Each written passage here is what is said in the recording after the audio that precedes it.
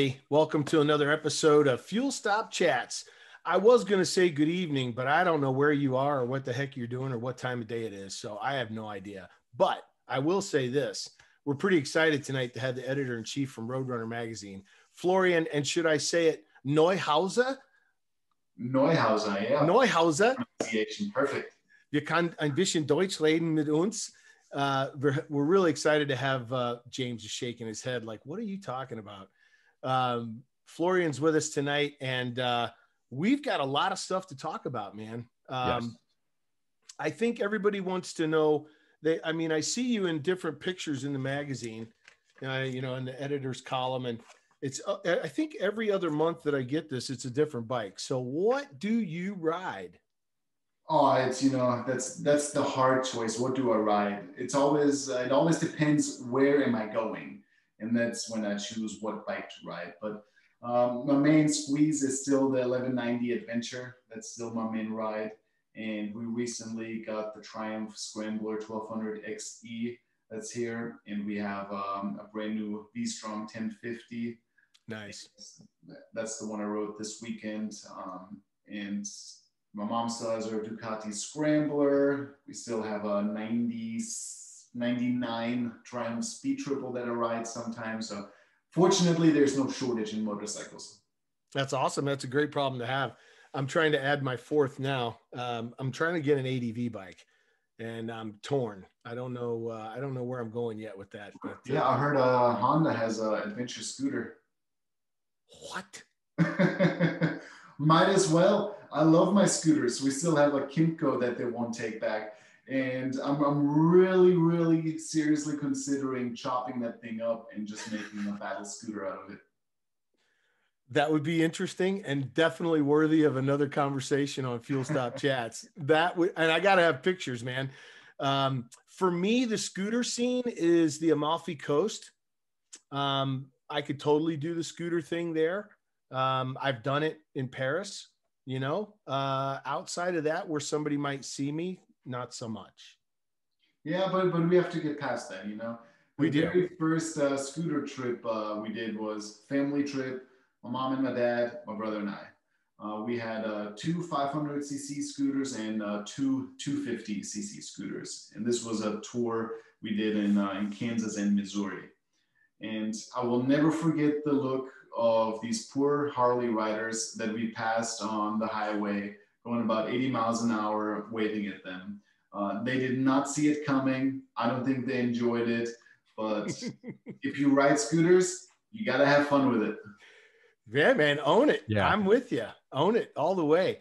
I wouldn't mind a Grom. I mean, even those little Groms, they're close to it. And I know that Honda's got the 125 and I think the 150 that they just came out with, the blue one, and it looks like the 75 that I had back in 74.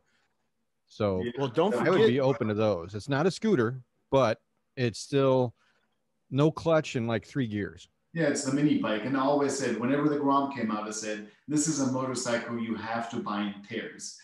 Don't just go out and buy one, buy two, because as soon as you have one, your friend's going to ask you to ride it. And this way you already have two and you can start having parking lot races. Do you remember Ivan at Big Bend National Park when we left out of Austin and he had the NC 700 Honda? Yes. He was kind of bummed when he got this thing as a replacement. The rental company just ran out of bikes and the one that he was supposed to get was crashed. Mine was crashed.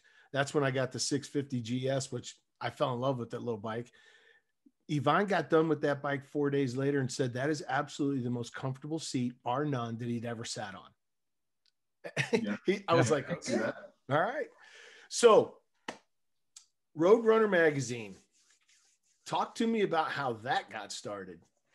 Well, good old coming to America, American dream type story. The whole family moved from Austria in 1999. My parents were photographers, but my dad also had an advertising agency in Austria, and he started Moho, motorcycle hotels in the Alps. So he basically had all of the aspects covered minus the English language. So when we first moved to America, it was all about just photography. a lot of weddings, a lot of parties, a lot of portraits. But, you know, that's after a while, that's not very exciting. And my dad was a very enthusiastic person. So one day he noticed that there aren't a whole lot of motorcycle magazines on the shelf, especially like there were in Europe with lots of travel information and maps. So, I mean, nothing new, nothing that he invented himself, but saw that there was a hole in the market, and then, yeah, decided we should come out with our own motorcycle magazine. And somehow it got off the ground. And first year we had 3 issues, the next year 4 issues, and then 5, and then 6. And then a couple of years ago, we added the 7th issue per year too. Fantastic. And from what I understand, it's a full family affair thing, right? Mom, dad, brother. Yeah, everybody. It's my mom's the publisher. My brother is the technology consultant, and I'm editor-in-chief and marketing and a few other titles. But it's a small family business. Well, it's fantastic. Yeah, I mean, and one of the things that I really liked about the magazine, something I learned a while ago when I first started reading it, was a lot of the articles in there are actually from writers. They're writer submissions that go to you. I'm sure that cuts down on the staff of having to have people go out and do, trips and write about it. But it gives it a different flavor because it's actual writers that are going out there. So it's average Joe on his bike, gets in front of a computer, puts a Word document together, sends it in with some pictures, and it could get chosen to be put in the magazine. It could. I mean, I would say yes and no to that. It could get chosen, but we value photography. So that's why, yes, we do take reader submissions all the time. And that's how we have found all of our contributing editors we have now. That's because they sent something in a long time ago. And then you develop a working relationship, and then it goes. But very true. If I couldn't afford a staff of travel journalists that give me 6 travel stories per year, they would be very happy, but I would not be very happy. But that's why sign me up for that one. I wish to have a really big staff, and I can all send everybody around the world. Unfortunately, that's not how it works. Hey man, I'm cheap. A little gas, a little beef jerky. I can write. Ice cream. You will get anything you ever want from that man with ice cream. Yeah, ice cream and motorcycles, right? But yeah, like I said, it's all about the photography. We have a link on our website for submissions. Send us a couple of photos, and we go from there. And James is going to insert the link for all you wannabe motorcycle. Yeah, that'll all be on the YouTube channel. So for those listening and can't see it, it is what it is. Check out our YouTube, and you'll have to look there. You'll get to see some pictures and some links and some other things, as well as the 3 of us talking in a Zoom call, looking enthusiastic as always. Yeah, well, just to be fair though, bro, I am definitely a face for radio. So, you're not missing a thing listening to the podcast with me, man. No. Exactly. So I was looking at, I was looking at the article you had in there about the BMW Sport Tour and the Kawasaki. And it was interesting that it was those 2. And I was like, man, what happened to FJRs? What happened to all these other bikes? And I was just sitting here thinking, how do you get your hands on all these bikes? I mean, I'm sure with RoadRunner that carries a lot of clout with people, but how do you guys go about selecting the bikes that you're going to write about? Wow, loaded question. This particular comparison test was pitched by Kevin.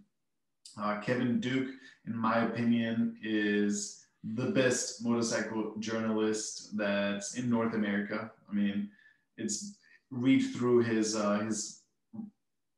last couple of tests, and you'll see that every test reads differently. You get the information about the motorcycle, and it's entertaining to read on top of it. I mean, it does not get better than Kevin. And we've always wanted to do comparison tests, but in the past, I wasn't ever 100% happy with the end results. It was too much text about this is the spec sheet on bike number 1, and here's the spec sheet on bike number 2. And it wasn't really all that enjoyable to read or informative, in my opinion. So that's why we did a few many years ago and haven't touched them since. And I mean, if you read the March-April issue and the comparison test, I mean, it's just so fun to read and you get so much out of it. And so you can definitely expect more comparison tests coming up. Yeah, Kevin does a great job. You're right. And riding a bike isn't about the specs. I mean, we were just talking about a Grom. We were talking about an NC 700. We were talking about scooters. It's about what moves you. It's about how you feel. And it's very hard to capture that in a comparison test, but he does a good job of it. Yeah. I mean, you know, he tells you the details and you understand the specs, but he, you know, at the same time, he'll say, look, I don't know if it's a $6,000 difference in value, but there are some cool features that you don't get if that's something that you really want. And he definitely does a great job. I enjoy it. Just as one subscriber to the editor-in-chief, keep him coming. Thank you. Yeah, absolutely. And real quick note about the specs. If you followed the magazine the last couple of years, we used to have the full spec sheet at the end of every test. Yeah. And at some point, we made the decision that we only print now the most important specs, because we're not a very technical magazine to begin with. And it's, I think, in my opinion, unnecessary to list all of the specs, because that is something you can easily find online. If you're that interested in the motorcycle and the specs, you can look those up. But I'd much rather have more text and more photos than just, you know, the spec sheet that you can find online. 100% agree. And that's one of the things that gravitated me to the magazine. I mean, it says it on the front cover: motorcycle touring and travel. It's a travel destination guide. So if I want to read specs, I'll pick up Cycle Magazine or one of the other ones, and it'll have a good readout and a good description of what the bike can and can't do, but there's no flavor in it. What I really like about the magazine that you have is I like going on a trip. I'll figure out if I want a motorcycle on my own by test driving it, feeling how it feels, renting it, taking it on a test run. But my passion is getting on a bike and disappearing for 4, 5, 6, 7, 8 days and trying to find routes that are going to get me to wherever I want to go, and the different food that's going to be along the way, and some of the different scenery and the points of interest, and maybe some camping or a little log cabin somewhere. And those are the things that I've always really enjoyed within the magazine, because it tells me about the bike. You know, I get a feel for if this guy is on an FJ and what it feels like that he's getting out of that ride going through the North Carolina mountains. But I also find out that, hey, he went to Smoky Mountain Campground and put up a fire and, you know, had a glass of bourbon after he had a pizza over in Sylva, North Carolina. Those are the things that make that trip important. At least that is for me. And it's one of the finer things that I find in that magazine. It keeps me coming back for it. And the way we settled on this sport touring comparison test also has a little bit to do with you know, the current interest in adventure motorcycles. Because I mean, again, look back at the first couple of issues of RoadRunner. What do you see? You see a lot of adventure bikes. I mean, my dad brought over his Triumph Tiger from Austria, and that was in the magazine all the time. So this whole adventure or travel enduro, as we call it in Europe, the travel enduros, that was never new to, at least not new to me, because very early on, fortunately, we had those at home, those bikes, and I realized, okay, I can sit upright, I'm super comfortable, and this is by far the most exciting motorcycle in the curves. And then, yeah, the motorcycles just kept getting better and more powerful, and then all of a sudden there's an adventure boom in America, and everybody wants a GS and an adventure, and yeah, and then it's I think very difficult to Charlie and Ewan helped with that. So what? I said Charlie and Ewan helped with that too. Yeah, and then it's just exploded. And then it's, again, I want variety in RoadRunner. We have a lot of different readers who ride different motorcycles. And yes, it's all about where you go, not necessarily what you ride, but I can't have a magazine that's all, you know, adventure bikes. And right now that's difficult, because if you look around, it's just about every new motorcycle that comes out, at least to me, seems to be an adventure bike. So that's why, okay, so we have a lot of coverage on adventure bike already. I don't want to do a comparison test in this area. So let's do something, you know, sport touring, because that's still, you know, right up our alley. I love my sport touring bikes. I love both the RS and the Ninja 1000. So that's how we settled on those. I'll tell you what, man, if you've ever lit out on a 1250 GS and you had the right tires, 60/40, I would say that's sport riding. Yeah. That thing is a beast on the street. I mean, it's crazy. Oh, I know. And we also do organized tours in Europe, and this was before all the bikes had traction control. It was always the funniest to see, because I was usually the sweeper, to see our tour group go up the switchbacks, especially the first day we hit the switchbacks, and you know, the couple that's, you know, a few bikes in front of me, I'm watching them hit that second or third switchback, and they're in first gear, 2 up on the GS, and he cracks that throttle and he wheelies that GS out of it. That's the funny, and it's not just once that this has happened. It's always funny. Now, this is over in the Stavilio, in the Stavilio Pass. No, the way we run our tours, this is the one in Austria. It's called Neuhauser, and it's just really tight switchbacks. And that's the first time we hit them. And it's just fun seeing, you know, a couple 65 years old wheeling out of a switchback. It's fantastic. Makes my day every time. Yeah, one of the things I like about the magazine is the variety. So you got the different types of bikes, but you also have riding in America, and you always have one article in there of something from either South America or Europe. Where's your favorite place to ride? Because I'm sure that you've ridden down in South America. I know that you've ridden in Europe, and living in North Carolina, you've hit pretty much some of the good sweet spots of North Carolina, which I think has some of the best riding in the United States. Difficult again, because every part of the world has something unique to offer. Just from a pure riding standpoint, just about the roads, I mean, you know, the Appalachian Mountains, every time, hands down. Almost year-round riding, so many roads to choose from, fantastic asphalt conditions, almost no traffic. It never gets boring. And then now on top of it, of course, you have all these gravel roads to choose from. It's different. Then, you know, Europe, absolutely beautiful, fun roads. Sometimes the roads can be a little bit slippery, even in dry conditions.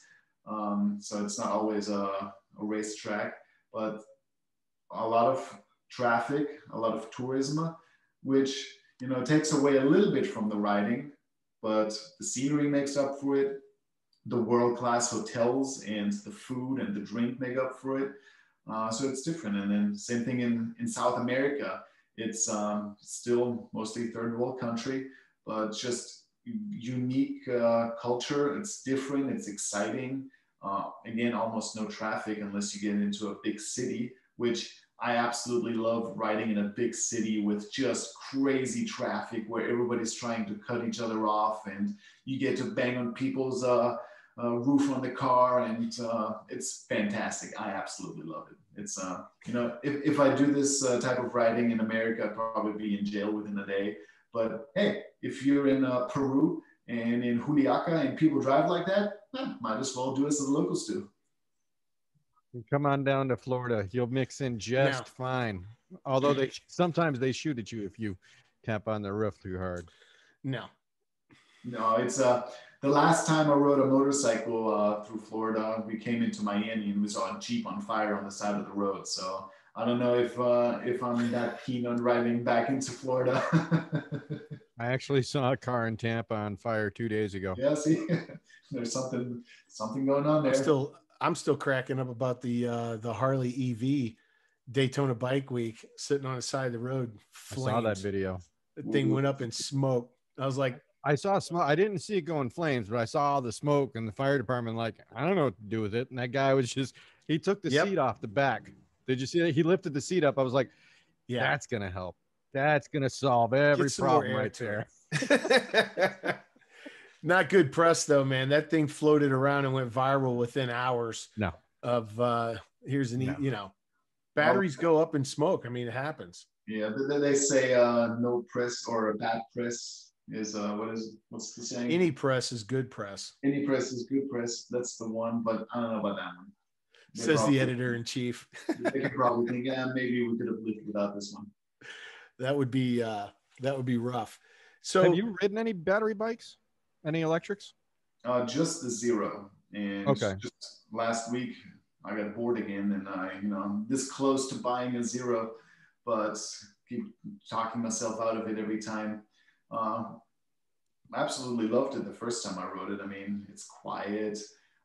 It's relatively easy to maintain, but ever since the Livewire came out, Zero raised their prices too. So I'm not too happy about that, but it's coming. Give it another 5 or so years, or maybe even less, and we'll probably all have one electric bike in the garage. Yeah, a buddy of mine has an electric dirt bike, and it was an interesting thing to ride. Fast. I couldn't believe the torque that was on that, and he was like, "Listen, it's got 3 settings. Just keep it on 1." Because I've been on YouTube searching for somebody that has gone to 3, and nobody will do it. So I left it on 1. I hit the gas, and I was really surprised. But what was really unique was the surreal moment of riding a dirt bike through the woods and hearing twigs snap underneath the tires, and not hearing that brop, brop, brop, because that's what I'm used to listening to with the KTM. It was just so quiet, but beautiful going through the mountains like that. Yeah. So. And whenever we figure out the range even more, I mean, I think some of the Zeros already go 150, 180 in the right conditions. I mean, that's more than enough for a day ride. But again, these are day rides from home or from the hotel, and then you got to start charging again. But hey, one of our editors, John Flores, went coast to coast on the Zero. So it's all doable. Everything's doable. It's a matter of patience. I mean, honestly, right? I just read a great article in Popular Mechanics about massless batteries. So I'm pretty excited about that. And I'm pretty excited about the new glass batteries that are patented and should be coming out. There are a few out now, but pretty excited about that too. So finally, we'll be able to get the weight down. We'll be able to get the energy up and the repurposing. So, and the thing that's cool about the glass, they get better over time, which is uncharacteristic of a battery. So it's exciting. Good times to be thinking about EV stuff. The range has always been an issue for me. You get 58 miles a gallon on a bike, and it's like, what are you telling me? I can only go 160 miles, 170 miles. I mean, and we don't, the infrastructure isn't there yet. It's coming. I mean, we got smart. We had to decouple fueling and refueling from gas stations. Like, I can go to McDonald's and fuel up while I'm eating.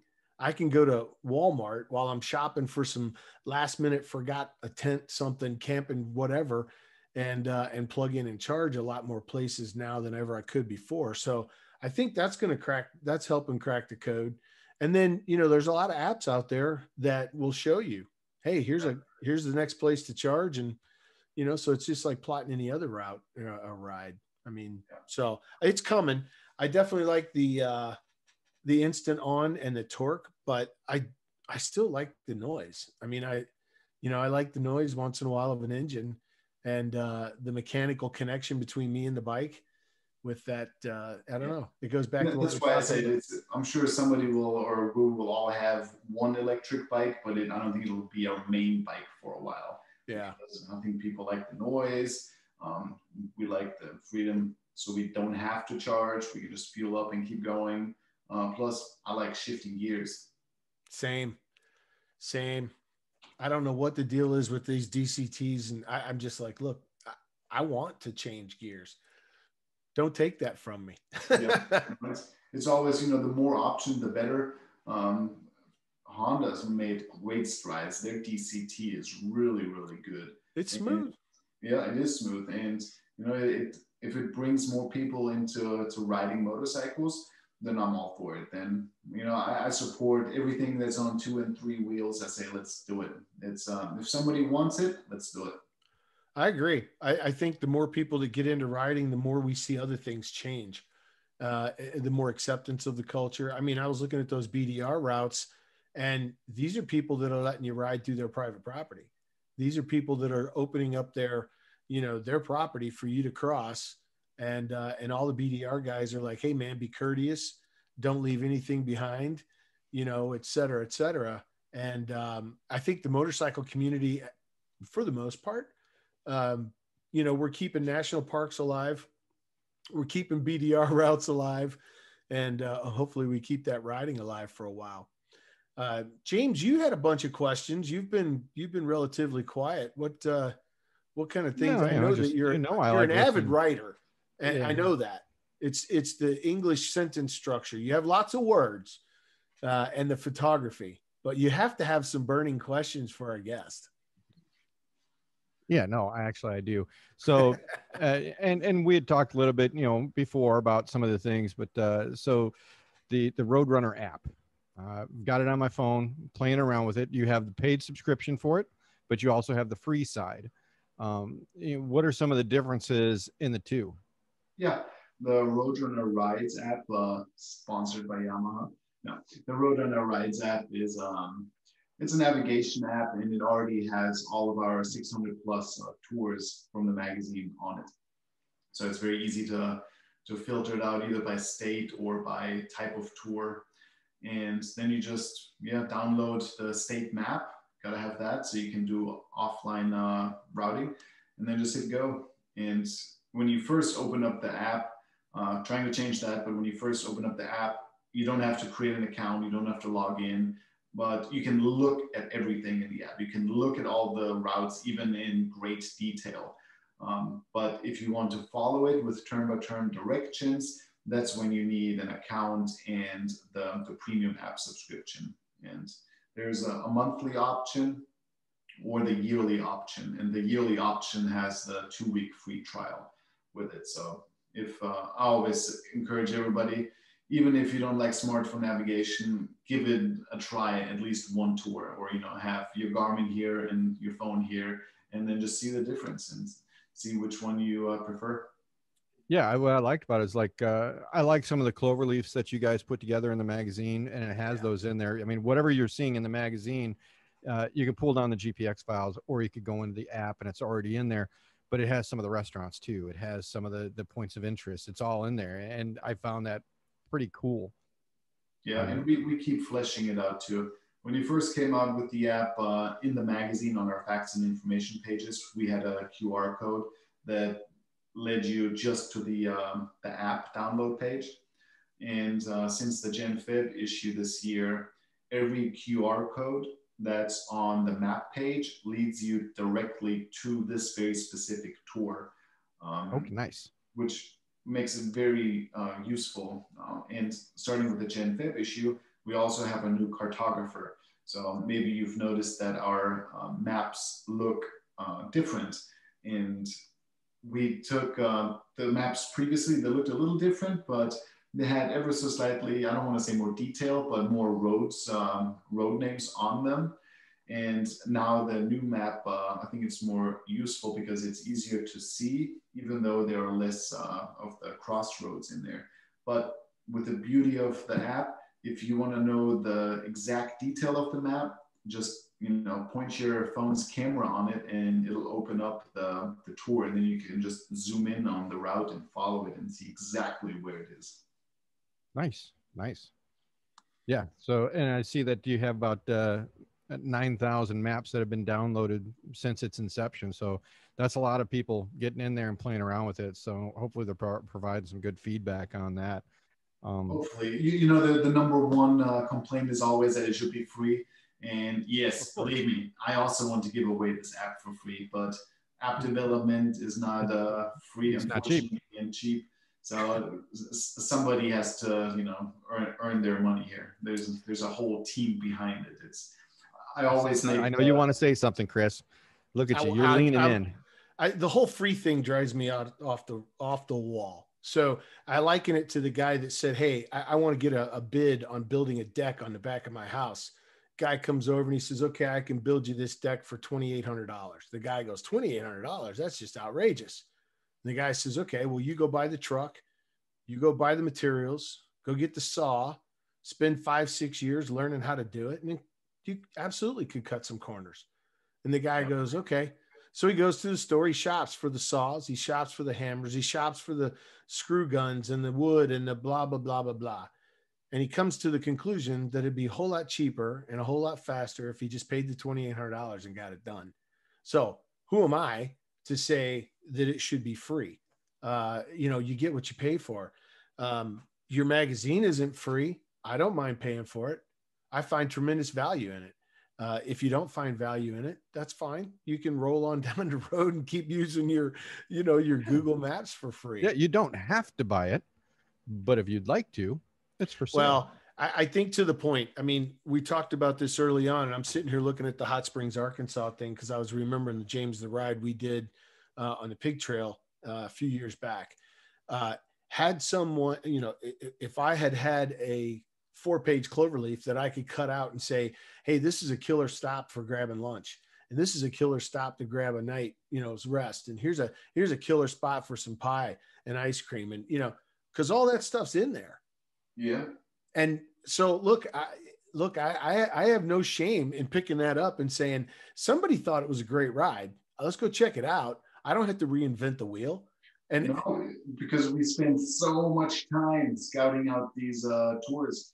And yes, do we always hit the best roads in the area? No, but there's always a thought behind our routes. They have to be easy to follow for most people because nobody likes making a turn every 2 minutes. There's got to be interesting stops along the way. And, same with, there's got to be food along the, halfway point or the, 75% of the route completed. There are more things than just connecting the curviest or the most scenic roads together, because that part's not difficult. I mean, I can sit in front of Google Maps and just stitch together the curviest roads, but is that going to be a really nice, enjoyable route? Maybe if it's just me, yeah, but if somebody else is trying to follow that route, probably not. If I have 10 people behind me, definitely not. It's we think about before we put together a tour. It's one of when you look at ridehistory.com and you look at our page, it's one of the things that I talk about that makes us different. Anybody could take you from point A to point B. Yeah. But are they going to take you from point A to point B and tell you what happened in 1863 on July 2nd? Are they going to take you to a 1776 built restaurant that you wouldn't find otherwise? Are they going to know where that incredible picture, comes from? Hey man, this is a photo op right here. You got to remember that. And that's what, being a tour guide is all about.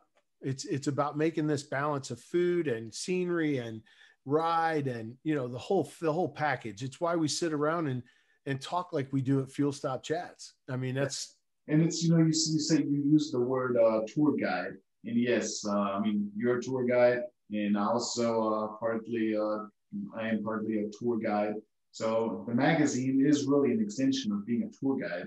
It's not just us, throwing out some routes and some words. No, this is us being tour guides and giving the readers the information so you can follow them in the same way, making it enjoyable. Yeah, Absolutely. and let's get into that. So we're going to take a quick commercial break, and then we'll be right back. And I want to dive into that a little bit more about getting into some tours, with Blue Rim Tours, and what you've got going on there, and get into that. So we'll be right back. I'm going to talk about another tour company, huh? Well, I know you are. That's awesome. I'm digging it. And that's what it's all Florian's about. going to adopt me before this is all said and done. I got this working here. That's because you're going to keep talking German to him. Hey, it's the only time I get to practice. Üben. Wenn man es nicht übt, dann verliert man es. Ja, genau.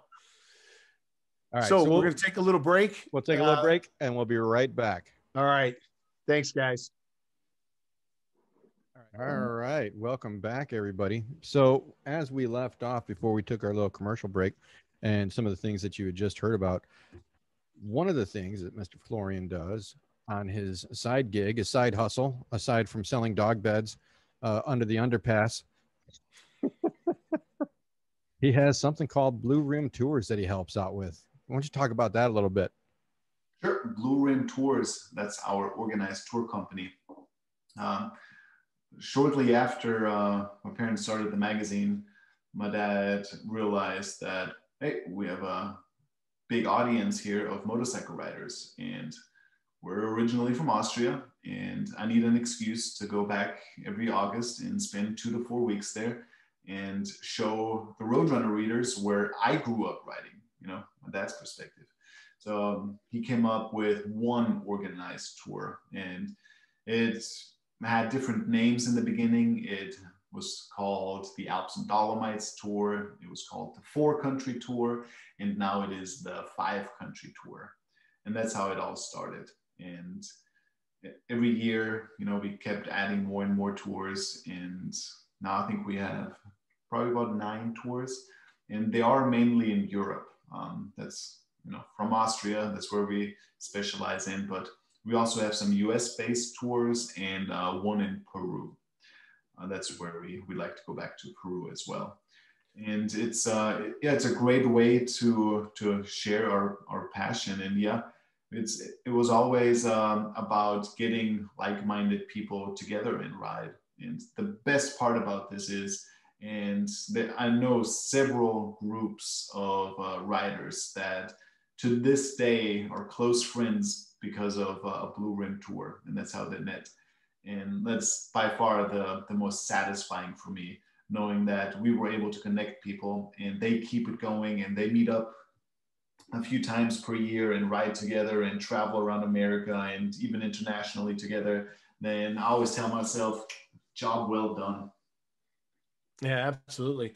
And I was going to ask your dad's name because you were walking down through the names of the tours. The different tour names? Yeah, your dad's name is? My dad's name was Christian. So now you can't say the Christian tour because that would alienate some people. No, I can't say the Christian tour. No, it was we could do the Chris tour though. The Alps and Dolomites tour, because it's pretty much the Central Alps and the Dolomites. The 4-Country tour, and then we made it the 5-Country tour. But don't ask me which the 5th country was, if it was Slovenia or Switzerland. I'm not entirely sure, but one or the other. Yeah, I've been wanting to do a factory tour, BMW, KTM, Ducati. And it sounds pretty close. I was on the website you guys posted a couple of years ago, reading your magazine. There was an ad for Blue Rim, and there was this, lo and behold, Battlefield tour that struck a chord with me because that's one of my tours. Yeah.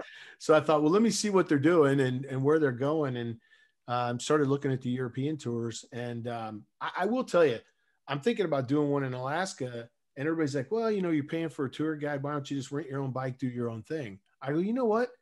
There are times I just want to get on a bike and go. I don't want to think about the route. I don't want to think I just want to enjoy the ride.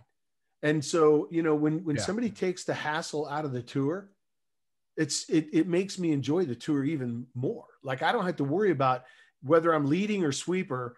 You've got 10 other bikes that you're worried about. When you're on the tour, you got to worry about one, the one you're on. Exactly. And, there are always those riders that they can and want to do everything themselves. They get great pleasure in sitting down and planning for a year of where they want to go and what they want to do. And that's perfectly fine. But there are also a lot of riders that, have a lot of fun by joining a group, meeting other people, and knowing that the tour guide and the company takes care of everything. And with very little effort, they get to see the best places and have a fantastic time. So it's, there are always different kinds of people. It's, to each their own. Yeah. No, and that's one of the things, like when Chris and I will go on our flying rides with a bunch of the guys from work. So we're all in the IT industry, and we'll have like a conference in Vegas. We'll fly out either a week early or we'll stay a week after the conference. But we know that we're going to be going to this conference 6 months in advance. Chris and I will talk to the other guys, because there's usually about 6 of us, about, is there anything that anybody wants to see? And if not, then we sit down and Chris and I start figuring out the planning, and we're, putting the routes together. What are the roads going to look like? Trying to put it into some memory of, hey, remember this, this type of building is going to be here. We got to take a right here. looking for the food places, looking for the hotels, making sure that we're, taking care of accommodations for everybody. And then we put it out to everybody, hey, book your own rooms. It's already in a block. Just put your, credit card down. And every time that we do it, everybody's like, man, that is so nice to just sort of show up, get on a bike and go and not have to worry about anything. It's just all taken care of. Personally, I love looking the roads up and learning and putting the maps together and finding the restaurants. So I'm fulfilling something internally in me in doing that. Yeah, it sort of is a pain in the ass sometimes when you have a bunch of people that aren't really doing good road discipline or straggling behind, and you have to go back and pick them up and bring them forward. But it's part of the gig, right? Yeah. So I don't really lose too much on that. I still really just enjoy the ride because now I get to see the fruits of my labor and the route that I put together. Yeah, Yeah. Classic road captain. I mean, you do it all. That's you get the enjoyment out of it, and I'm in the same boat because I also like the planning and I like the leading and saying, well, this is where we're gonna stop. So I am a terrible guest on somebody else's organized ride or ride. That's my biggest fear. It's well, hey, yeah. I don't know if you want me on your tour because I mean I can just I see that I'm wearing the Ecuador t-shirt and I mean I'm so sorry that Cord and Sylvain they guided us through Ecuador and I was not an easy guest. I know this. I tried very hard to be an easy guest, but I know I wasn't. Well, I'll tell you what, I'll let you be road captain. Chris and I. So what? Chris and I are looking at riding with some friends of ours because we had talked about in the Bryson City area. If you want to come out October 24th, or not October, April 24th, let me know. You can come out and be road captain. We'll go out for a ride. Oh, that's soon. That's in 4 weeks. That's next month. Yeah. Yeah. Yeah. I do love doing the route planning and trying to find that perfect hotel and trying to find that perfect place to eat. And I do find a lot of enjoyment out of that. And I know a lot of people that my cousin's done a couple of cross country trips with me. And he said, man, I just get behind that white bike. I enjoy the scenery. When you stop for food, I stop for food. When you stop for bed, I'm stopping for bed. I just get to enjoy myself. And, he asked me about it one time and I said, I don't know if it's the nerd in me or what, but I definitely like looking up the roads. I definitely like doing some homework. I've got 2 pages now of barbecue places across America that I've collected so that any state that you're in, you can find a decent barbecue joint. You should write an article on that. Just saying. Yeah. It's, I think North Carolina might have a barbecue place or 2. 1 or 2. I think the guys in Texas say not, but yeah. Texas, I think Kansas is big on Missouri. Barbecue. Was it? Yeah, Missouri. Yeah, North Carolina, of course. But yeah, it's barbecue. Yeah, I need some barbecue. Yeah, I think it's funny. Every time that we go on a ride, we know that day 1, we're going to have barbecue. Day 2, we're going to have Mexican. Day 3, we're going to have pizza. And then day 4 is, it could go to an Italian restaurant. It could go back to barbecue. That's sort of like a free for all on that one. But those 3 meals are going to take place usually in that order. Yeah. And talking about food, that's one thing. Okay. Since we talked about organized tours, in Europe, stopping for food, it's not difficult. It's wherever you are, you can find a beautiful restaurant with a beautiful outside sitting area. Just an imbiss stand. It's super easy. In America, I still struggle because we're on the back roads and go through little towns, and some of those towns have seen better days. And I'm always expecting, it's like, look at the view, and then there should be a restaurant right here, but there are not enough people and there's not enough business around. And same when you come through a little downtown, it's okay, there should be a coffee shop like right here in this one. This is where the coffee shop should be. And it's still difficult to find food. So the easiest to find in a lot of these little towns is always, doesn't matter what size it is, there's usually a Mexican restaurant.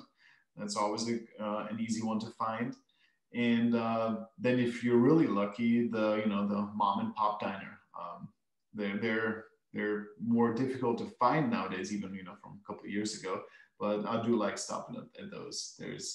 There's something special about stopping somewhere and then ordering a cheeseburger for $2. It's the Julian Cafe in Julian, California. Cinnamon roll French toast in the morning. Get the Cowboy special for lunch. I mean, that place is off the charts, man. And Jim's in the middle of Kansas. I found this place. He's got a little diner outside of a big RV park. You would pass it right by if you didn't know what you were looking for. But luckily, a buddy of mine, Leon Hansen, that rides, he's a 1600 guy. So he's on the K1600 pages, and we've exchanged some windshields and become friends. And I had the good pleasure of staying the night with him and his wife. Hosted us for a night, on one of our cross country trips. And he told me about the place, and man, was he spot on with that place. I mean, and I write that stuff down because it's like, I may pass through here again, and it's just the tips like that you were talking about earlier. It's like, when you do have a group of people and you do find that spot and they express their appreciation for it, you're like, okay, it's worth the time and effort that I put into building this tour. It's worth the time and effort to put this group of people together. And I still stay in touch with people that have been on our tours. And, so that's one of the best, to me, it's the community aspect of it. That's the best part of it. Yeah. Because we ride, we ride to eat, and probably eat to ride. And then we stop and then we talk motorcycles. That's the beauty of our sport here. That's what we do. That's a fuel stop chat right there. So when you're riding, are you in tune with the engine, listening to the RPMs, or do you listen to something in your helmet? Do you have some music going? I cannot do music. Every time I listen to music, I get a speeding ticket. So I stopped doing that real quick. A few years ago, I finally installed a communicator. And at first I was very selective of who I would talk to. And it was pretty much my wife or my mom or my brother. That's really the only people that I wanted to talk to while riding. And last year was the first time that it was my brother and then Caleb and Marissa, and we went on a dual sport ride, and all the four of us were connected in riding. And really, it took the fun level from here to off the charts here. It was so much fun. I'll definitely do that again. But just whatever pops in your mind, you can talk about whatever you want all day long. Yep. And it reminds me of the time we were in Arizona. We were riding somewhere, and I'm talking to my wife through the Senna, and she's at home. I'm talking to her through my phone, and we're passing this copper mine, and I'm telling her about the copper mine that I'm looking at, and all of a sudden it beeps, and our friend Ivan is like, "Hey, what's going on over here?" With his thick Croatian accent. And my wife's like, "Who the hell is this?" And he's like, "Who the hell is this? Where'd you come from?" And I was like, "Hey, I'm talking to my wife on the phone." He goes, "Well, now I'm talking to your wife on the phone." And it was just crazy that he had somehow bridged himself onto our phone conversation. And we rode around for about 45 minutes, the three of us talking. It was great. That's funny. Yeah, it's I think Cardo had that feature a while ago where if you would drive by, you could tap into, very easily tap into other people's helmets, which a little creepy, but still fun. A lot of fun. Yeah, we talk to each other quite a bit on the rides. Usually we'll have 5, 6, 7 guys in between us. And James and I will talk. We were on a ride we were on a Blue Ridge Parkway, speaking of North Carolina. And this guy was riding along, and all of a sudden a T-shirt flies by. And then we go a little further and some drawers fly by. I'm like, "Hey, man, you're going to have to stop. This kid's losing all of his clothes." And they're just, And so he finally got the kid waved down. We got stopped. And turned around, we go back, and there's this guy in a Mercedes convertible, and he's holding up this pair of drawers, and he goes, "Hey, you guys know it's not legal to litter." And the kid walks up and he snatches the underwear, and he says, "It's not legal to steal my underwear either." And the guy goes, That's a great point. He goes, okay, so I won't tell if you don't tell. Yeah. Had a little laugh and off we go. And I'm sure the guy in the Mercedes is chuckling about that for days. But we've had some great conversations. I do listen to music. I have a ride playlist that's definitely different than what maybe I'm listening to at home if I'm by myself relaxing. There's rules and criteria for what kind of music it is when I'm riding. But I definitely love to listen to music when I'm riding. I have riding is such an aesthetic reaction anyway. And to me, music has always been a very deep and emotional aesthetic thing. And now when I get to combine those two things together, it's pretty special. I can remember, different parts of different roads and routes by the song. A song will come on and I'll go, oh, I remember riding, XYZ highway and thinking about, this song came on. And so I do listen to music a lot. In fact, I've told people, I don't want to talk to you right now. You just interrupted Boston's More Than a Feeling. So hang up and go away. I'll get back to you. No, I don't listen to music, and I'm concentrating so hard on riding. It's like, okay. Left side is the clutch, right side is the brake. Okay, I gotta shift now. No, it's not that bad. No, but it's very rare that I have a quiet moment. So when I'm riding and it's just quiet, I come up with my best ideas when I ride a motorcycle. It's true. I'm not just saying that. It's when it's quiet and I have a couple hours to myself to think and really, flesh some ideas out. That's when I get my money ideas. Yeah, all right. Now, the older I get. Wait, hold on. Okay. He opened the door. He threw it out there. I have to ask, what motorcycle and what road were you on when the doggy bed idea came to your head? The doggy bed idea. Okay. So many years ago, well, not that many years ago, but I decided to import about a container of high-end dog beds from Germany. And I tried to, sell them in America. That was going to be my side hustle. That was going to take me over the top. But no, that idea came to me when I visited my uncle in Austria. And he had these Chesapeake Bay retrievers, and they're all trained search and rescue dogs. Beautiful, highly intelligent dogs, but they both had this really minimalist looking leather dog bed, and I loved it. It looked so good. It didn't look like that nasty pillow laying on the floor, because at the time we did have a dog, and we did buy a new dog bed about every 3 months because the oil from a dog's hair just disintegrates fabric. And well, the dog beds are, they're like $30, $40. They're cheap crap. And after 3 months, whether it's the EPS liner or the EPS balls, the dog just lays on the wooden floor. So not much of a dog bed.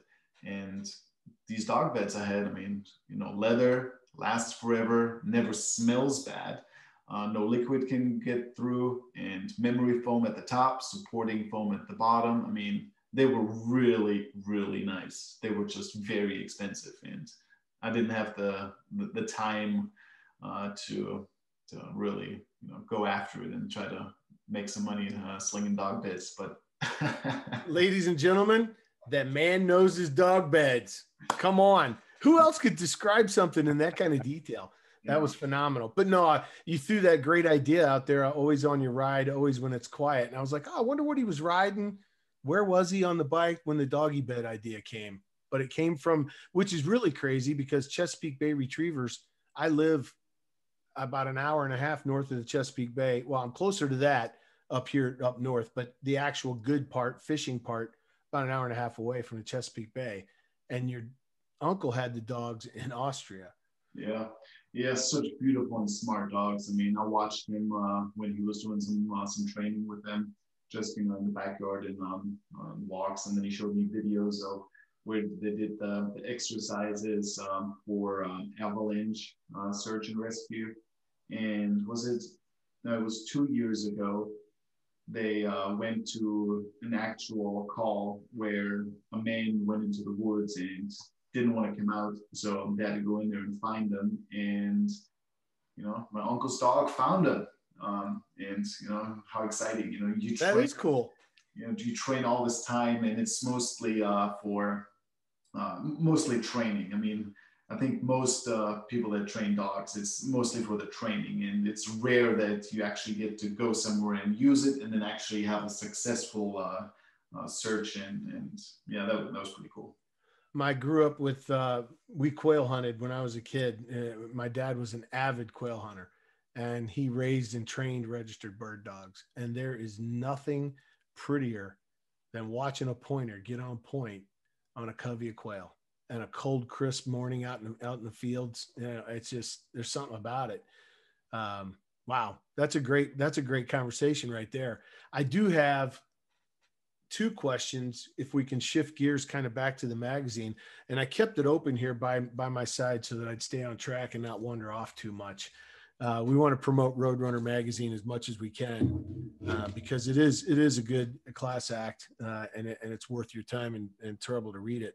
I do want to know though, Florian, what do you find, it's a two-part question, most enjoyable about putting out the magazine, and what do you find to be the most tedious or maybe not so fun? What would you say? Well, the most enjoyable part is, at the end, you see a physical product that, you helped create. And since we're a small team, knowing that, okay, that I didn't just do this one part of the magazine, no, it's pretty much everything.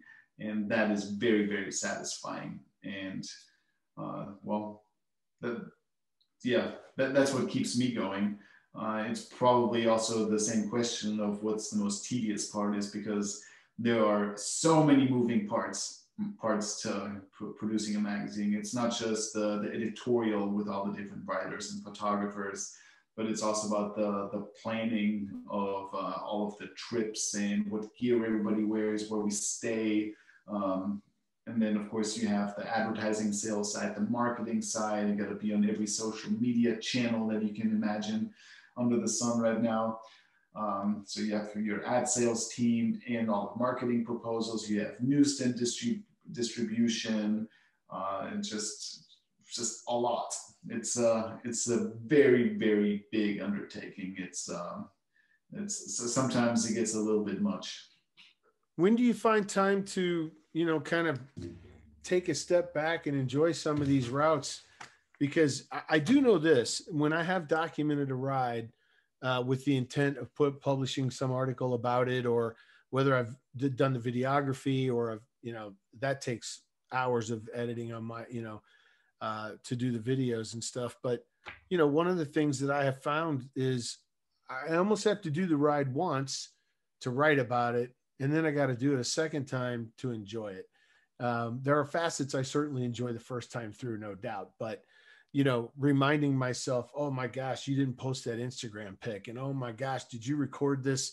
And oh man, did you write that restaurant name down? And oh man, and I can just imagine if that was my livelihood, you have to have a passion for it, no doubt.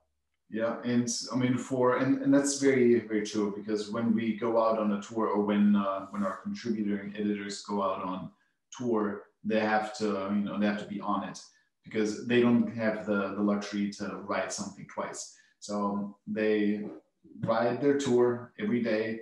They have to keep track of, okay, I'm following the route. What am I going to write about? What am I taking photos of? All those things you have to do all at once, and it's usually just one person on a tour. Sometimes we have teams of two. That makes the photography at least a little bit easier and quicker, but most of them do it by themselves. It's very special skill. You have to be good at it. And a few years ago, we tried to say, okay, now everybody, while you do all that, also take video, and then come back and then edited into a really nice, engaging and enthusiastic, 5-minute video. Yeah, no, that didn't work. Even I tried it. This was right when everybody had a GoPro, and oh my God, I do not miss those days when I looked down on my handlebar and there was a radar detector and a GoPro and a Garmin, and there's so many electronics sitting up there. I was like, no, and now I'm happy that it's just, my smartphone for navigation. But it's very, very tricky with the video. It's yeah. I sort of smile when I see people post in Facebook, you know, what's your favorite GoPro to use? Where should I mount my video? And I'm thinking to myself, oh yeah, been there, done that. You're going to log 1,000 miles and, you know, 100 hours of video and never look at it again. Exactly. And I was in the same boat. I took so many videos, and you come back to the office and like, yeah, I'm going to edit all this. And I don't have time, and nobody has time. And the video, it has to be really, if it's not professionally done, then it's not all that fun to watch. And I mean, we do have some videos out now professionally done by Cameron and Luke. And yeah, those are very, the ones that you have that were linked in your website to the YouTube channel were fantastic. And the music that has perfect music that goes along with it. You know, the camaraderie between the people that are riding is really good. You know, especially when they're jumping off a bridge and it's 50 degrees out. I was like, that, no, 20 years ago, maybe. Oh, not here, not now. No, but you know, that's one thing I also like to do. If the weather is right and it's hot at the end of the day, you know, just jump in the creek or in the lake or just jump in some water. It does not get more fun than this. I mean, that's the Austrian in you. Yeah, for me, that's okay. I'm living in the moment, you know. Yeah. I'm in nature. Let's go have some fun in the water. Exactly. Oh man, when I was a kid growing up on a farm, you couldn't wait to take your sweaty hayseed covered, jump in the water, jump in the creek, cool off, have a great time. And man, the incredible, yeah, I hear you. That's awesome. Is there anything about the, you know, kind of the magazine, the experience, the direction, the vision, anything that you feel like, you know, you just, man, I got to change this, or I really want to add this, or, you know, does that kind of get to you? Like sometimes, you know, you find people that are passionate, they're animals about putting out great quality product. And I find myself even doing documentation for work. Sometimes it's like, look, it's good enough. You just got to get away, be done with it. You know, how do you manage the cutoff? I've done enough. It's good enough. Yeah, well, that took us almost 10 years to figure out, because, you know, we were also in the mindset that we always have to do everything and always more and more and more. But fortunately, now we're very dedicated to the plan of let's focus on what we do well and then do it right. And that's the path we're going to stay on for a while. But yeah, of course, I mean, video, I would love to have a video aspect of everything that we do. I would love to have, you know, our own travel show on Netflix, of course, to reach even more people. And it's all about, and it's not all about the magazine. It's all about, you know, the life on 2 wheels or 3 wheels, but just getting out there and enjoying the road and meeting people. Because, you know, I mean, the name of your podcast already says it, because every time I ride by myself and I stop somewhere for gas, it takes about 10 seconds until somebody walks up to me and says, where are you going and where are you coming from? Every time. Yep. I had a bike like that. Or I wish I was on my bike. Yeah. I didn't know BMW made motorcycles.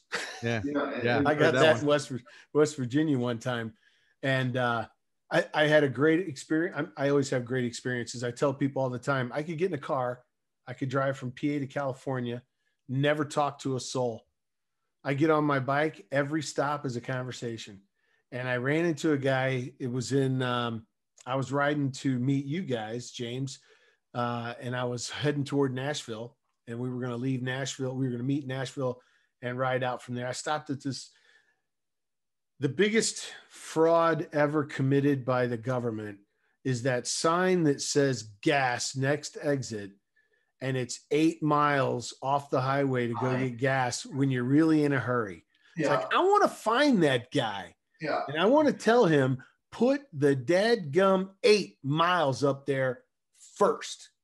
then I can make a decision. Do I want to stop going 80 miles an hour and go do, or do I want to keep boogieing until I can see a gas station? You know, that really grinds my gears too, as Peter Griffin would say. No, absolutely. And as a matter of fact, I will not get off the highway or the interstate to get gas unless I see the gas station. I will not do it. Same. So I did, and I got trapped. I got sucked into this mom and pop gas station. The fuel pumps were so old that they had taped a 2 in front of, to make the third digit. So that you could see the 89 on the pump clicking, you know, but the 2, they had to tape it up there. And I'm pumping gas, and I'm thinking to myself, the only thought going through my mind is this gas even any good? Like, what am I putting in my fuel tank? This is, I mean, like, do they sell a lot of premium gas here? Like Baja, Mexico so gas. anyway, and this guy walks up behind me. He says, "Hey man, I see your Pennsylvania plates." I said, "Yeah." And he goes, "Where are you headed?" I said, "Some meeting some buddies in Nashville. I'm kind of pressed for time because I told him I'd be there at a certain time, and we've got other riders with us." And he didn't get the hint at all. Not at all. He says, "So how long you been on the road?" I said, "I think about 6 hours now." He goes, "How far you got to go?" I said, "Well, how far is it to Nashville?" And he goes, "Man, it's probably 4 hours." And I said, "And I got a ways to go." And he says, "My parents were in Pennsylvania once." Yeah. I said, "No kidding, where at?" He said, "Up around Erie." He said, "In fact, my mom said I was made in Erie." And he just walks away. I was like, all right, there's 10 minutes of my life I'll never get back. But I met a guy who was made in Erie. You had that mental image. It's a story. It's a story. But I don't know, man. I tell you, I can't substitute. And you know what's crazy about this whole 2-wheel thing is people that get it really get it.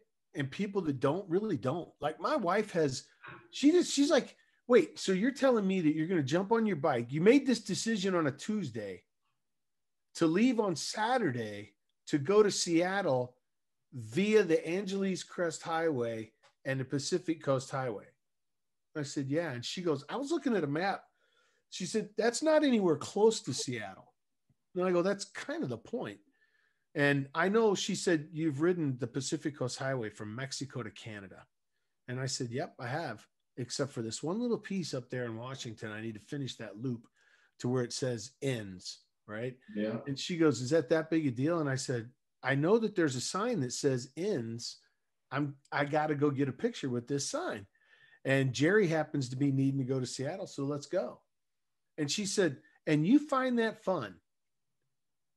And I was like, "Yeah, I do. I find it fascinating. I mean, the trip and the whole experience, everything about it." Okay. Well, I'm going to go to the ocean with the girls. We're going to sit at the beach and we're going to hang out for a week or 2 while you're gone. I said, "That's fantastic. So let me get this right. You think it's fun to go sit in the blazing sun on the beach and read a book?" And she's like, "Yeah, absolutely love it." And I said, "Okay, this is where we're going to have to, this is why you go this way and I go this way." And we have her vacation, my vacation, and our vacation. Yeah, and well played on that one. Well played. Well, my dad taught me a good trick when I was getting married. He said, "Look," he goes, "you need to go hunting for everything you can think of. Squirrel, rabbit, turkey, deer, elk, hunt it down." He goes, when you get married, she's going to complain. You hunt too much. You can offer to cut it in half and you'll find you're still hunting twice as much as you were before you got married." Yeah. So I took the motorcycle riding and I just went on and on and on. "You got to cut your motorcycle riding back." "Okay, I promise I'll cut it in half." I'm still 19,000 miles a year. It's all good. She's going to listen to this. Don't have her listen to the second half. Not this episode. What number is this episode? I don't know. 13. Exactly. Oh yeah, 13. I don't know. We're going to go 12, 14. Lucky 13. She's not going to listen to this. Yeah, I'm okay with the number 13. Lucky 13, man. Okay. So we got about 5 minutes left. Lucky 13. We right, said 8 weeks from now we were going to tag up with him. What's the next lucky number? I don't know. Math. Figure it out. I don't know. Is it 21? I'm 21, actually is that not right? even thinking about it. I'm Yeah, 21 blackjack. It's a good There you go. number. Episode 21. It's Florian's blackjack. You so, win. but before we leave, so we've got the April issue that's out. The next issue is coming out in another month and a half. What should we be looking for in that? Well, the May-June issue just went to the printer about a week and a half ago. We have the first look at the Pan America. Quite exciting, I must say.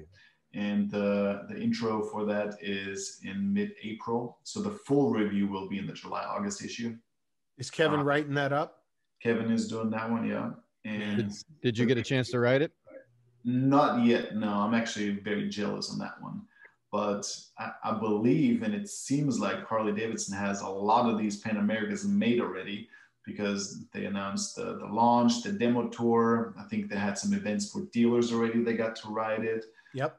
So it seems like they have a lot of these bikes going around. So, I mean, naturally, I already expressed interest for a long-term loaner. But I really hope Harley Davidson nailed this. I think the industry needed this. I think they need it. And I hope it's a good bike. I really do. Hey, man, on paper, it got my interest. I got to be honest. I was looking at a 790. Solid. I was looking at a 850. I'm looking at all these ADV bikes that a short guy can look at. And I got to reading the article about the Pan America, and I'm like, wait, this thing goes down to 30-inch seat height by itself when you stop. Yeah, that adaptive seat height. That right.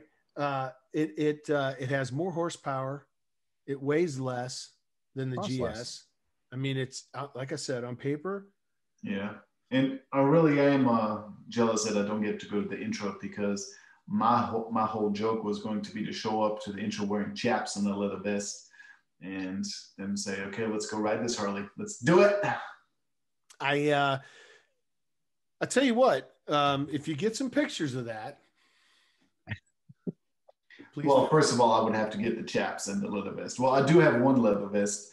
And every time I put it on, my wife says, don't wear that leather vest. Everybody that's listening, we're going to start a Florian GoFundMe for some leather chaps. No, please don't. I already have banana guards. No more chaps. We'll mail them. And when the chaps show up, we're looking for the picture of you in the chaps, the vest. That's it. Banana guards. Okay, boots. We'll give you boots. And on your launch ride of the Pan America. Chaps with fringe. I only do leather fringe. It's got to have some. Okay, there you go. Hey, ladies and gentlemen, you heard it here. It's got to be John Bon Jovi that shit up. That's what I'm saying. That's right, because when my dad started riding in Austria, it was on a cruiser. And the leather jacket that he got naturally was, from big, long fringes. All the way to armpit was leather. Just the fringe. It was awesome. And unfortunately, it doesn't quite fit me. But that jacket is still hanging in Austria, and that's not going anywhere. That's a keepsake right there. Damn straight. That's awesome. All right, we need to end the call. Thank you so much. We'll be in touch. We are definitely going to be talking to you. I really want to get updates on the different episodes or the different publications you have coming out. And there's so much more that we want to learn about your favorite routes and all of that within North Carolina and elsewhere. So from there, I'm just going to say ride her out. I appreciate it. Absolutely. Thanks, Florian. Thanks for having me, and thanks for listening, everybody. It was a great time spending time with you. It was great spending time with you. I hope we get to ride together soon, man. Yeah, definitely. Let's do it. 4 weeks is coming up. Don't forget. I'll send a note. All right, brother. We'll see you. Ride her out. Ride her out.